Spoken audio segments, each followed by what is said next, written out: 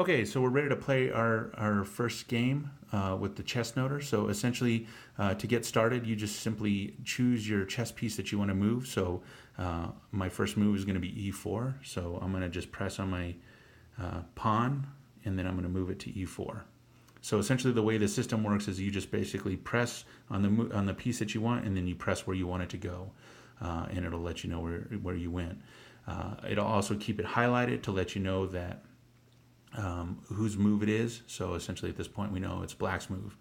We're just going to go ahead and do another move here.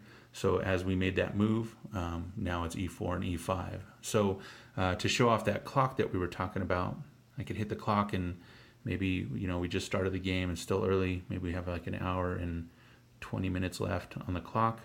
You can input that information and hit OK. So what that does is it adds it into the notation screen down here to let you know at move 1, after Black move, there was an hour and 20 minutes left on the clock. So you can essentially put that information in there. As you can see right now, the clock is running, so it's got a little check mark without the slice in it. So that's letting us know that the estimated game timer is running. So if we go to the moves list and you click on the little time button, it'll show you the amount of seconds that we've been using per move. So this is really helpful for you and or your chess coach to help you improve your game, because you can see how little time you're using or how much time you're using, and you're being effective with your time. So to get back, you can either press on the check or you can just hit the back button and it'll take you back to the chess game. Up above, again, we can increase that text size. So if we want to increase the font, we can increase the font down below, or we can bring it back down, and you can get it really small if you want to. Not that you can really see that, but I usually leave it right about there. I think that's about stock. And then when you're done, you can just hit the X button. So essentially, you can play a normal game. So I'm just going to go ahead and push around the pieces a little bit here. Kind of go a little fast.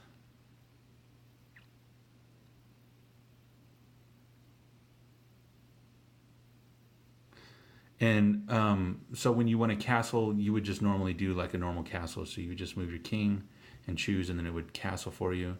It's the same thing with the queenside castle. So we'll do a queenside castle on the other side of the board. And I don't know, I'm just pushing pieces here. I'm not really going for the gusto or anything. So when you want a queenside castle, you just hit that and it'll do the queenside castle for you. If there was a check on the board, you could add the check symbol. If the game was won by a checkmate, you could hit the checkmate symbol and it would show up on the board. So as you continue to go through the game, you'll choose your options. So at this point, what I'll do is I'll just end this game. It's just I just wanted to walk through moving the pieces around a little bit and kind of show you how things are done on the board. So we'll go ahead and just do a draw here real quick.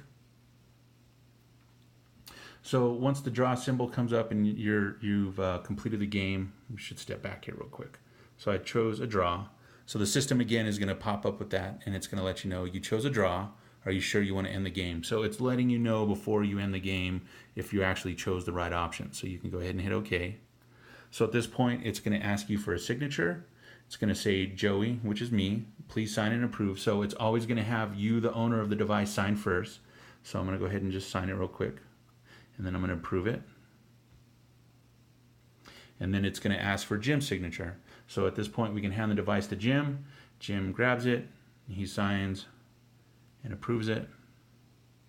And then at this point, what it's doing is it's writing the files down to the ChessNoteR. So it's creating a directory on the ChessNoteR of today's date and the game based on the players that played in the round. So essentially at that point, we've created our first game. So I'm going to go ahead and stop the video here, and then we'll continue on with the video suite.